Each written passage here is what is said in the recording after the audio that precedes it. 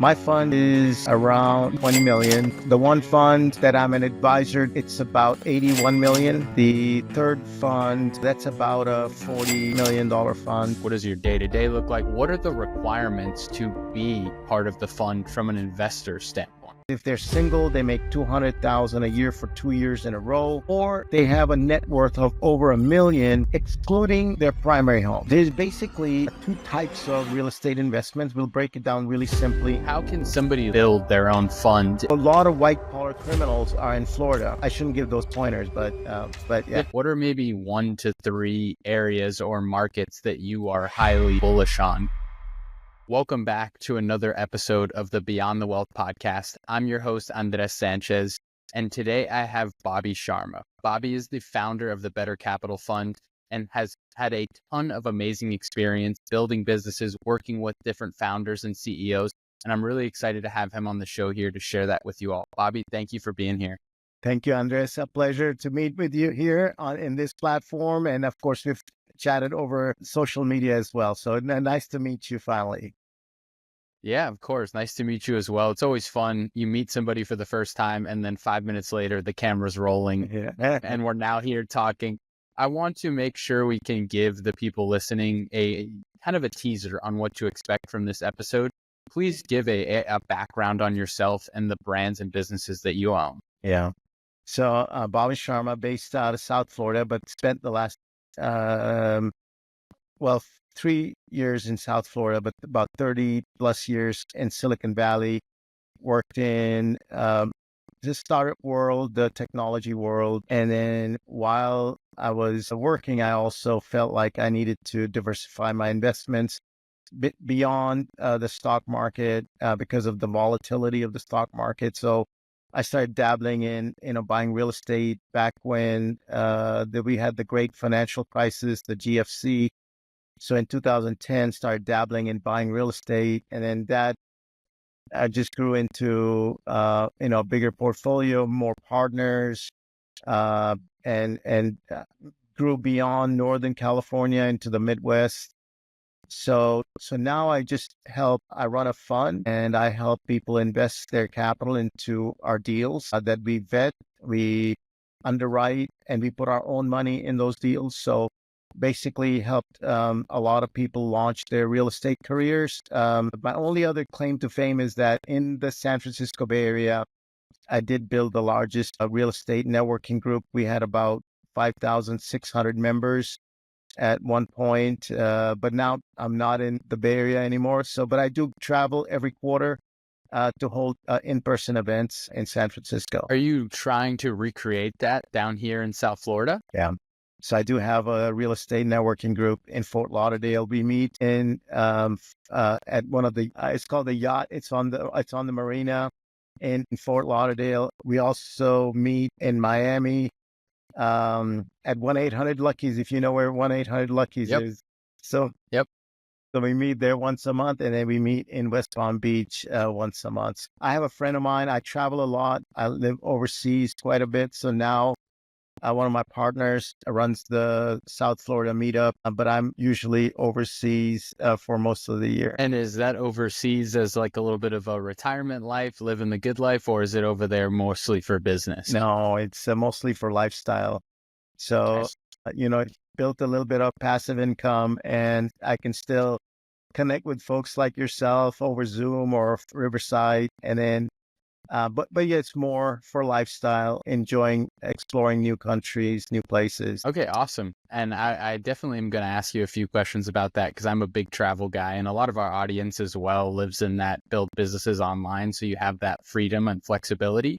But I want to start with just diving into that community that you built, your claim to fame in San Francisco. I feel like communities are becoming more and more relevant.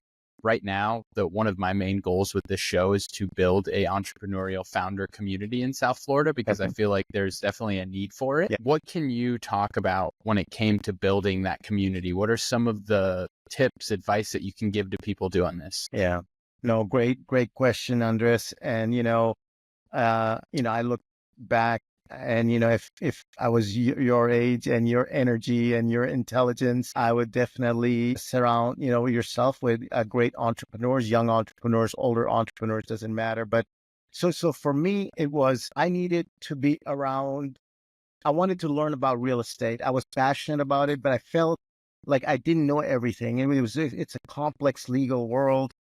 So I said, I'm going to just surround myself with people that are smarter than me. And so how do I do that? So I started going to other people's events. But back in, I would come back from work and then drive an hour to go to an event.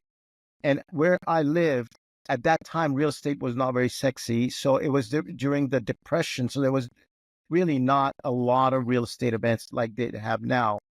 There was not a lot of meetups. But I'm like, I'm tired of traveling after work, like an hour and a half to get to a meetup. So how about I just start one in my neck of the woods, which was near Oakland on the East Bay. And so I just started posting it on social media at that time, and then on meetup.com, and two people showed up. Yeah. So two people showed up, and I'm like, and I had a beer with them. We had a great conversation. The next month I did it again, and four people showed up. And we still had a great conversation. I loved talking to them. The next month we did it again, and about 10 people showed up. And then, just to fast forward, that bar that we were meeting at in downtown San Francisco became too small. We had to go find a bigger bar. We ran out of space on the bigger bar. I had to change venues again. We eventually changed venues like 6 times until one big, large insurance company stepped up and said, listen, we love what you guys are doing. We'll give you space. We'll give you a big professional space. But in return, just let us advertise for like 15 minutes about what we do. And I'm like, let's do it. And we were holding really large events. We were packing in about 180 to 200 people, all talking about real estate, providing education. I was never the expert. I always brought in other experts. I was just the organizer. But because of doing that, I luckily gained a little bit of a notoriety in the community, and in a good way, thankfully. And now, we started doing bigger deals together.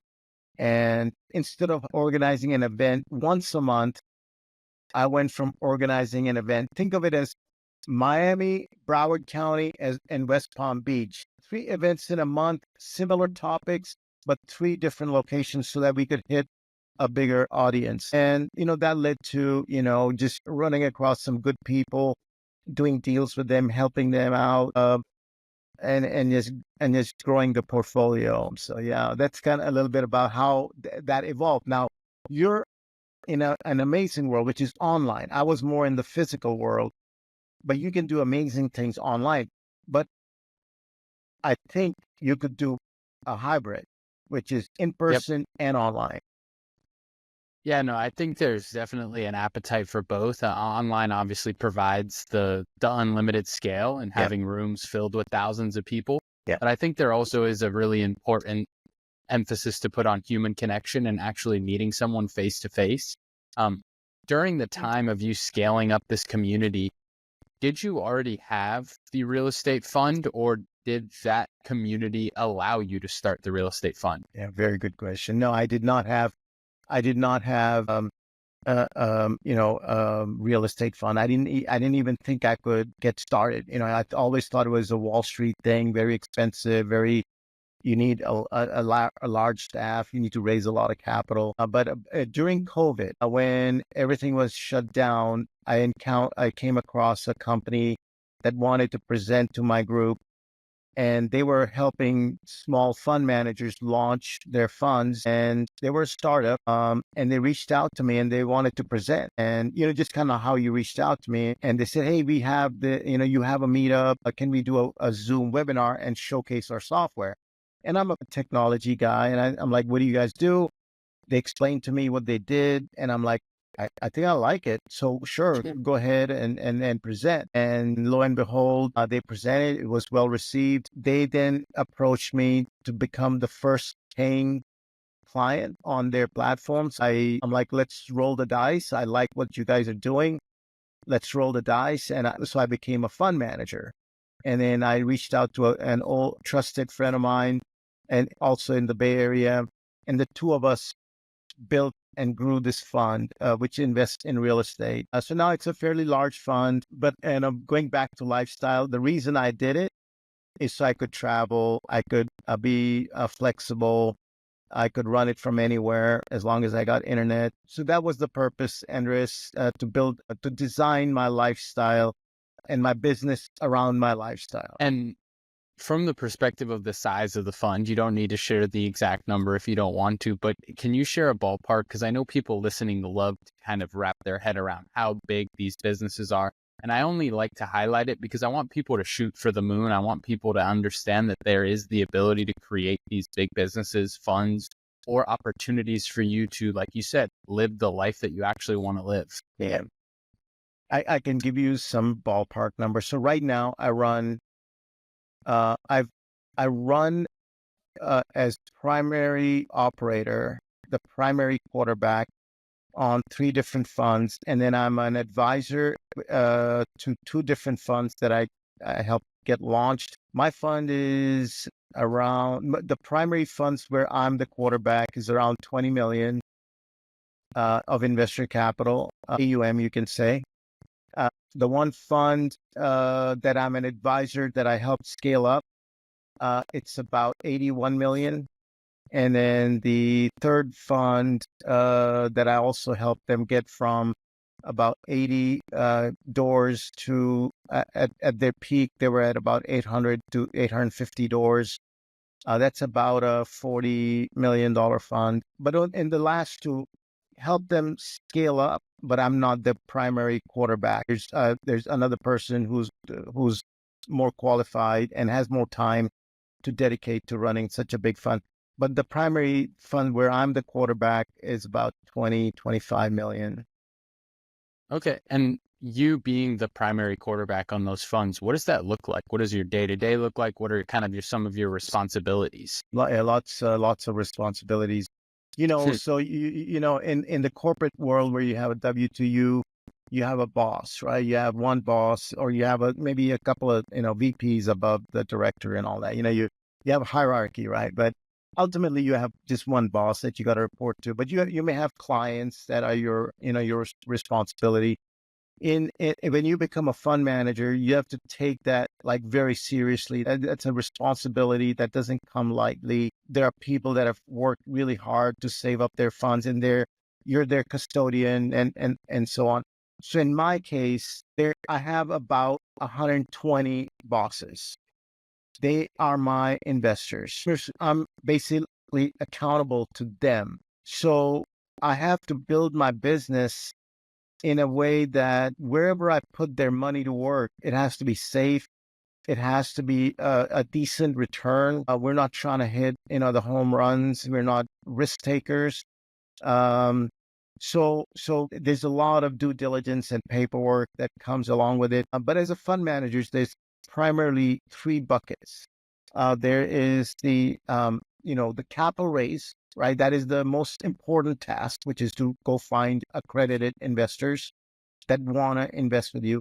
The second is finding deals, sourcing deals, and making sure that those deals are properly vetted. And for that, I created this other community called connectedcapital.fund, where we vet the deals. We scrutinize all the legal, the financials, the operator, the market, the asset, everything.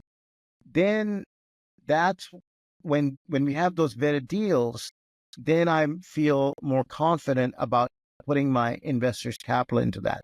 But the third is, just the operations. In my fund, so it's for 3 buckets. Operations is investor onboarding, your website, your marketing, your accounting, bookkeeping, taxing, paying the investors, collecting the distributions, all of that. That's operations. Then you have a capital raising, and then you have a deal flow and making sure that the deals that you're putting your investors' money in is properly thought out and researched and everything. So in my 3 funds where I'm the primary quarterback, I have 2 in each fund. I have another partner. So we divide up the roles and responsibilities. but it doesn't mean that it's exclusively like my responsibility to do capital raise. We both do capital raise. We both do due diligence, but primarily the way it's set up is he's responsible for deal sourcing and due diligence and paperwork and collections. I'm responsible for capital raise, paying the investors, operations, marketing, website, accounting, all of that. So basically, that's kind of how it's broken down. Okay, and I want to drill into two different things here as we talk. One, I want to cater to the people that might be listening to this thinking, "Hey, I've been looking for a new way to invest. This sounds attractive." What are the requirements to be part of the fund from an investor standpoint? Yeah. So the only requirement is we are what's called a 506C Reg D fund. And what that means is we can only take in capital from accredited investors. Accredited is if they're single, they make $200,000 a year for 2 years in a row, or they have a net worth of over $1 million, excluding their primary home. Okay, could be crypto, stocks, or some real estate, some rental properties. As long as that amount is over $1 million, excluding their primary home, then they're accredited. If they've made $200,000 a year, 2 years in a row, then they're accredited. If they're married, then the only difference is it's $300,000 for both partners for 2 years in a row. And what does a typical investment look like? What is the I guess maybe the minimum that you could go in and invest to be part of this? And then if you do invest, what should you expect from a returns perspective? Yeah. So there's basically two types of real estate investments. We'll break it down really simply into debt and then equity. Debt and equity. Debt is low risk, but decent return. So I'm talking about 10.5%, low risk because it's secured by real estate. Okay, so your backing is, let's say you go to a bank and they say FDIC insured. Well, in real estate, there's no FDIC insured, but there's something which is called a lien and a deed of trust, which says that Better Capital Fund is the lien holder on this property. If they default, I'm allowed to foreclose on that property. Okay, so that's my security. We never want to foreclose. That's not our plan. We want them to thrive and make money and so on. But we don't want to go into foreclosure. But in the worst case scenario, that's our protection. So we do loans. They're called debt. They're like, let's say, Andres, you bought a house in South Beach and it was, $2 million house. You went to a bank like a Chase, Wells Fargo, whatever mortgage company. And they said, Andres, okay, based on your income and everything, we'll give you a loan for $1.6 million, but you got to come up with $400,000. What is happening is Andres is the name on the title. So if somebody does a title search, they'll see Andres Sanchez, but the lien holder is that bank. And the bank says, you don't pay, I take that property back. Well, if you got that much equity, you will not want to ever have that bank foreclose on you. But in some cases, when the market turns in certain medical situations or people going through financial trouble, it happens. But in our case, we're doing short-term loans through Better Capital Fund. And then the minimum you can invest is $50,000, but you can build a portfolio of loans. So we're doing loans to rehabbers, flippers, and then we secure our note, our mortgage, and then our investors own a piece of that loan. And for that, they earn, between 10 and 11%. But it's very safe. It's very secure. That's debt. Then you have what's called equity. Equity is like, okay, I'm going to go buy an apartment building in downtown Dallas, and the operator is going to fix it. It's going to take about 6 to 12 months to get everything fixed up. And then when it's fixed up, I'm going to cash flow that property. And then I'm going to give what I call distributions every quarter. And then when the property appraises at a much higher rate, I can either sell the property or refinance the property, and hopefully at a much higher price. That's the plan. But then the returns are not fixed. In debt, the returns are fixed. In equity, the returns start out slow. They start out slow. No, nothing to write home about. 6% or 5% a year. You get some tax benefits. There's some appreciation and depreciation tax benefits, but that's a deeper topic. But then when you exit, then by that time, you should be earning, close to 18 to 19% on your money over the duration of the hold. So starts out slow, then it starts to accelerate if the operator executes properly.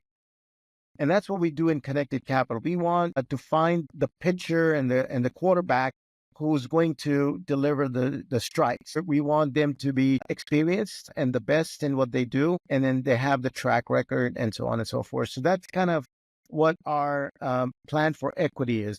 But the equity could be in apartments, mobile home parks, self-storage, these Amazon warehouses, industrial office space, anything to do with real estate, parking lots. So we offer our investors to log into Better Capital Fund, create a portfolio of what, they may want a little bit of self-storage. They may want a little bit of apartments in Charlotte, North Carolina. They may want some debt in California. Florida is a little tricky to lend in because if you recall, Andres, there's something called a homestead law. So if you live in a property and you say it's homesteaded in Florida, which is why there's so many criminals in Florida, besides you and me. I mean, we're good guys. But P. Diddy owns a house free and clear in Florida for $48 million. Why? Because he called it homestead. When he goes to jail and everything goes to dirt and into dust, he's still got his $48 million home. So a lot of white collar criminals are in Florida. I shouldn't give those pointers, but yeah. But in Florida, we don't do too many owner occupied. We actually never do owner occupied loans because of homestead, and nobody should unless they've got a really good attorney and they've got everything buttoned up. But in most other states, it's no big deal. But we don't do owner-occupied loans anyway. We do what are called investment loans. So anyway, but the investors don't have to do any research. They don't have to, we have all the documents online. They can simply come in and say, I'll build my portfolio just like on Fidelity or TD Ameritrade or whatever. They can select what they want to invest in. And then every month, those assets generate cash flow, and we distribute that cash flow to our investors. So we've got about 120 of our investors in those funds together. Okay, that's amazing. And thank you for kind of breaking that down, good and bad, for people listening. The other side that I want to dig into is your side. How can somebody listening that's passionate about real estate, already owns real estate, go out and build their own fund and do kind of what you're doing? Yeah. Well, I would recommend we have a free session. We have a free meeting every Friday, 9 a.m. Pacific, noon Eastern on connectedcapital.fund. That's where it's like Shark Tank for real estate. We have a presenter. You can join that community. It doesn't matter, whether you're a billionaire, a millionaire, you're just starting out. That session is free. Then what we say is, if you're serious about investing, then join the paid community. And there you get to do deal review, due diligence, underwriting. We slice the deals apart, right? We dive into the operator. We dive into the market. Let's say they say it's in Nashville, Tennessee. The deal is in Nashville, Tennessee. Is Nashville, Tennessee still growing, or is it saturated, or is it dropping in value? We have all the kind of the commercial data that we have access to for underwriting. And it says, well, it's still growing. It's still okay. Jacksonville, it's still okay. Okay, what happened to Tampa after the hurricanes? Well, now we got to start getting new data for Tampa and Fort Myers and Sarasota to see what happened to that market after the hurricane. So we look at the full picture. Is the income going up? Is there job growth? Are people wanting to move in? Is it landlord friendly? Are there any major factories going into that area? Is there a major withdrawal? In some cases, there's a military base that gets shut down, for example. Well, if that's a military town, it's gonna have a huge impact. Military is maybe a bad example because we never, slow down on spending on our military. We Mhm. should, but we don't because it's what it is. But there's like manufacturing plants. They get shipped to Mexico or China. Those get affected. So we take all of that into account. And we're all about giving free game and getting our guests to provide as much free value for the listeners as possible without giving away all of your secrets or your hot spots. What are maybe 1 to 3 areas or markets that you are highly bullish on going forward from a real estate perspective? Yeah. I still, long term, I still like Florida. I still like California. Right now, downtown San Francisco and downtown LA, they've been beat up. They've been really beat up because of all the homeless issues and the politics and all that. But California kind of swings, the pendulum swings. So it'll go from being really, really bad to really, really good. So, for example, we just picked up as part of our fund, we invested in a property in downtown San Francisco. Amazing location. I don't know if you're familiar with the San Francisco, the Embarcadero and the financial district. It's sort of like it's Collins, and in Miami it would be like where I'm not that familiar with Miami, but it's where all the action is. All right, it's where all Yeah, the not South it's like Beach. Brickell, Yeah, I like like Brickell. Brickell. Oh, there you go. There you go. It's like Brickell, right? Companies want to be there. Employees want to be there. And what's happening? We picked up a property. Well, we invested in a property as an equity partner. At one point, was worth $101 million. At one point, pre-COVID, our partners picked it up for $25.7 million. All right. Wow. And it cash flows at 30% occupancy. It already cash flows. They're already at 70% occupancy, and they're going to try and get to like close to 90% occupancy. So that's a property that we picked up in San Francisco. So I like that. I still like Florida, but there's some serious, legit challenges in Florida that have to do with insurance. And I think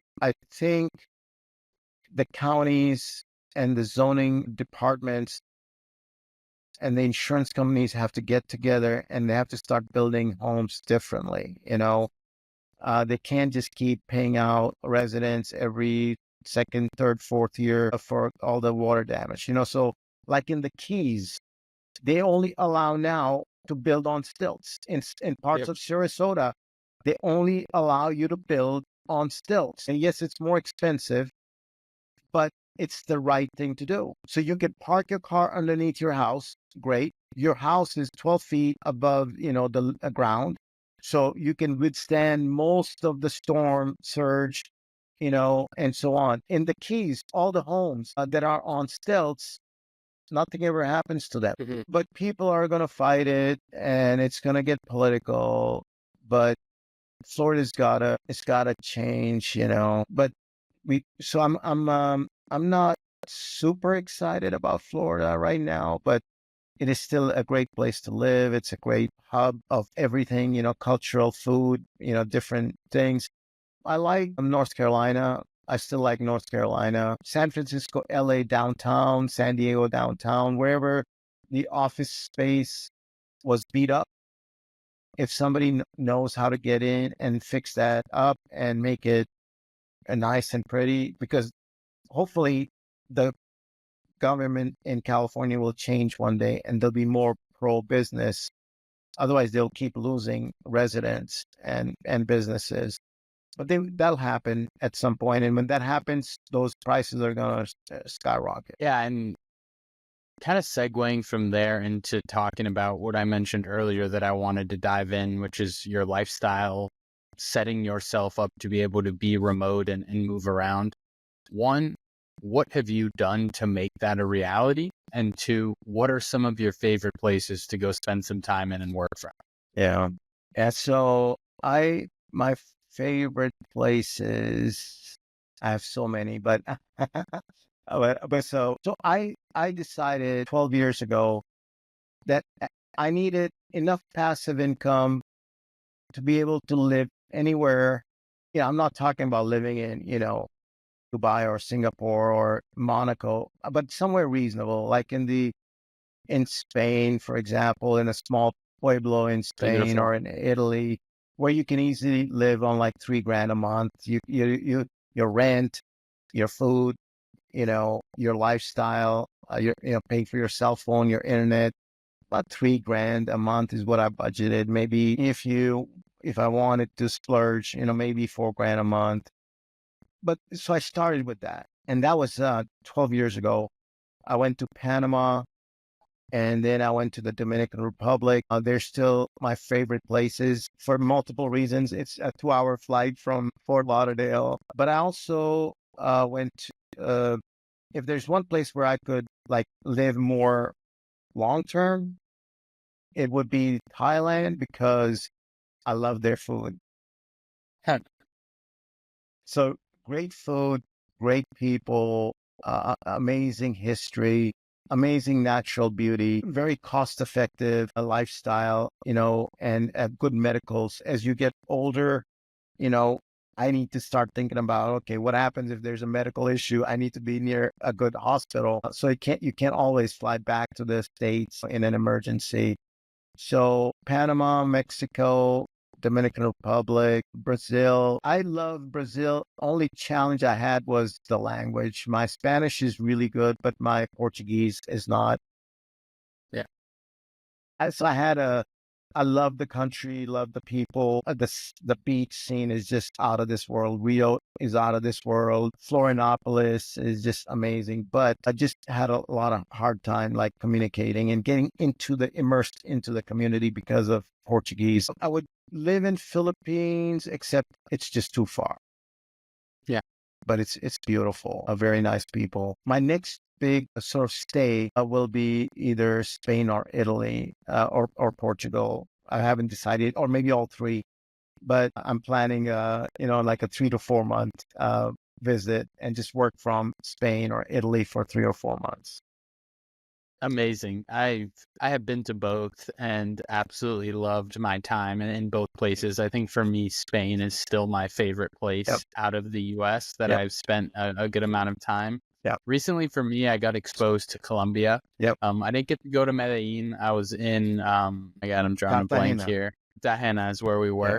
Yeah. And I was just blown away by how cheap Yeah. cheap it is to live there. Yeah. Like I met a business owner that had a tour business. He's Yeah. from the US. Yeah. He was living in a 50-story beachfront condo in a 3-3 for $1,600 a month. And I was like, wow, in Miami, that would be $16,000 a month. So it's cool to hear that you've definitely put an emphasis on that and have Yeah. built these businesses to work around those needs. Yeah. As we come here to the end, I want to give you the ability to potentially shout out any of your funds or anything that we haven't had the chance to really dive into. And after you go ahead and do that, I'm going to ask you my final question, which I Absolutely. asked to all my guests. Sounds good. Sounds good. Yeah. So so my main fund is a Better Capital Fund. And then my community is Connected Capital.fund. Those are two of my primary. And then I also have one called Ace Capital Fund. But the main focus is on Better Capital Fund and then Connected Capital.fund. And so, yeah, they take up about 80% of my time. And the rest of the time is flexible, advising startups, advising emerging fund managers. So I'm helping a fund right now to get started and redesign their investment thesis. And then the rest of the time is like I was on Airbnb earlier today, looking at places in Thailand and Pattaya where, okay, where do I want to stay? Close to the beach or close to the downtown. So yeah, just flexible lifestyle. It doesn't take away the gravity of being responsible to your investors, but I can respond to them daily. I have to respond to them daily. but I can get my job done. It was easier to raise capital in person. It's harder online, but it's still possible. But yeah, that's kind of, Andres, you're young, you have a lot of potential. I can already see your enthusiasm in your IQ, financial and your personal IQ right up, up there. And so you can do amazing things, don't let anything hold you back. Do good things, good things for your LPs, your partners, Awesome. And I think that's a perfect segue into my final question, which benefits me and benefits the majority of the people listening. If you could go back to your 18-year-old self and give yourself one piece of advice, not a bunch, just one top piece of advice, what would that be? Yeah. Learn how to find the right people that you can partner with. Just build such an amazing skill to identify who the winners are and then who the losers are, and know how to add value to them, but also partner with them. So I often think about this, and I'm glad you asked, because in this world, you meet maybe three types of people. People that will add no value to you, and you will add no value to them. They're just friends. You had a beer with them, you had a dinner with them, and they go about their business. That's about 95% of the people that you meet. Socialize, great colleagues, everything, but nothing to do business wise, or nothing to add value or take value. Then there are people who will take value from you. They will cheat you. They will rob you. They will scam you. 2.5% of the people. Then the other 2.5% of the people are your partners. They will look after you. They'll look out for you. They will help you. They will add value to you. The mistake I made was that I thought everybody was a good person, and then you realize after you do deals with them that because they all look the same, right? They all look nice, they dress well, they shave, they smell good, and all that. There's an indicator until you get inside them and you see their actions, that you realize that this is a debit. This person is a liability. And then this other person that you encountered at a meetup, and you had a coffee with him and a beer with him or whatever, this person is going to add value to you. I wish I'd known more about that than anything else. So that's been a huge regret, because there's been some setbacks. Everybody has some setbacks. If they stay in the business long enough, there's going to be some bumps in the road. But yeah, that's it. Just learn to identify who your allies are and who your enemies are in this world. That's amazing. And thank you for sharing that with me and everybody listening. Last thing is, I know you mentioned all of your funds and websites. What is the primary social media that people could reach you at? I'm assuming it's LinkedIn. Yeah, LinkedIn, Bobby Sharma on LinkedIn, Sharma. But yeah, I'm on LinkedIn, Facebook, not so much on Instagram. I should be, but just Facebook and LinkedIn. I'm there. Okay, amazing. And again, all of that will be linked in the description below for anybody listening that wants to go and connect with Bobby. And if anything you heard here from this conversation was at all interesting or piqued your interest, please feel free to reach out. Let Bobby know that you heard it here on Beyond the Wealth. Yeah. And Bobby, again, thank you so much for taking the time out of your busy schedule to sit with us and have this conversation. I look forward to now being able to follow your journey and watch you continue to grow these funds and businesses. And again, I appreciate you taking the time to sit here and provide value for all of our listeners. You bet, Andres. And I'm so proud of you. I mentioned it. I sincerely mean it. I'm glad there's people like you, young people, that are doing all the right things for their community. So keep up the good work, and hopefully we'll meet in person one day. Yes, sir. Thank you. All right.